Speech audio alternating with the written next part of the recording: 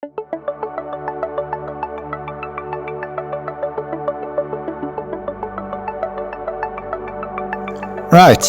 now it's time to master the related distance.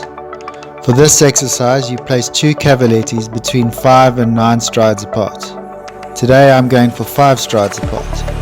The distance between the cavaletti is slightly different to the distance between jumps and goes as follows: 1 pace for landing and 4 paces for a stride. 3, 4, 1 stride, 1, 2, 3, 4, 2 strides, 1, 2, 3, 4, 3 strides, 1, 2, 3, 4, 4 strides, 1, 2, 3, 4, 5 strides, and then 1 pace to allow for the takeoff.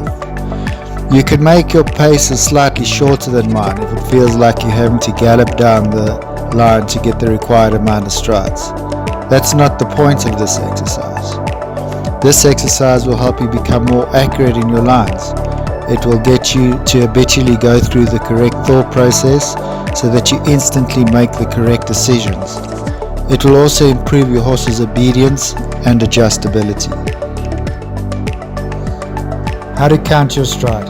It's not at this point that you count your first stride, because your horse hasn't taken a stride yet. This is a common mistake, and you'll end up with 1 extra stride. So to remedy that, at this point you say land, and then it's 1, 2, 3, 4, 5. So it's land 1, 2, 3, 4, 5. Once again, land 1, 2, 3, 4, 5. Once you're doing this well, it's time to work on your collection, obedience and adjustability. So you add 1 stride. So it's land 1, 2, 3, 4, 5, 6. Once again, land 1, 2, 3, 4, 5, 6. The goal when you add in is to have your horse really obedient when you ask him to shorten. Then you can mix it up and go back to 5 strides. And then back to 6.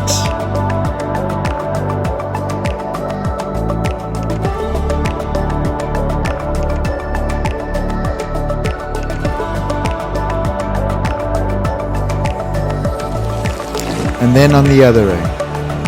Most horses struggle with collection, so be patient. It definitely improves over time. And obviously the more you do this exercise, the quicker you'll see improvement. Once you're nailing adding 1 stride, you can ask for even more collection and add 2 and even 3 strides. You can even drop a stride, and by that I mean do 1 less stride than the measured amount. This is slightly easier if the cavalettis are 7 or more strides apart. There is no easier way to make up time in a jump off than to leave a stride out of a related distance. Just a warning, I don't really recommend dropping strides on horses that tend to rush through their lines. It just encourages them to want to rush even more. So now we want to build the correct mental habits that are crucial to riding a related distance well. It is at this point that it all begins. The very first habit you need to develop is to look at the next jump. Not willy-nilly just look in the direction. I'm talking about laser focus on the next jump. I often tell my students to pick a color on the pole of the next jump and focus on that. You do this so that you can find your takeoff spot for the next jump. Related distances don't just automatically ride perfectly because they are measured out. You still may need to fine-tune your takeoff point by lengthening or shortening your stride. This usually depends on your horse's natural stride length. And secondly, you need to be aware of your ride into the line. Did you have a really quiet ride in, which means your horse just popped into the line and didn't land far enough from the first jump or cavaletti and has very little momentum? In this case, you'd need to make up ground, so you immediately get your horse to lengthen his stride. Or did you come in really hot and landed really far from the first jump with loads of momentum, which means you need to immediately shorten your horse's stride? Or did you have a nice level jump in and you should be okay to just let your horse canter smoothly through the line?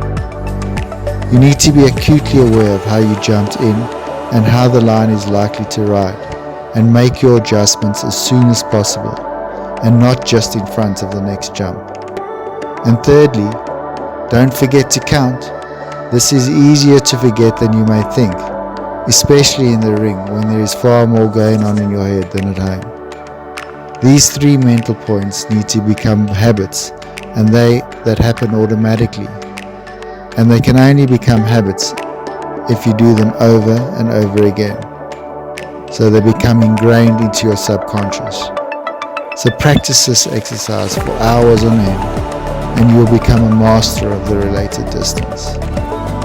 Once you have mastered this, you apply exactly the same principles to related distance on a curve.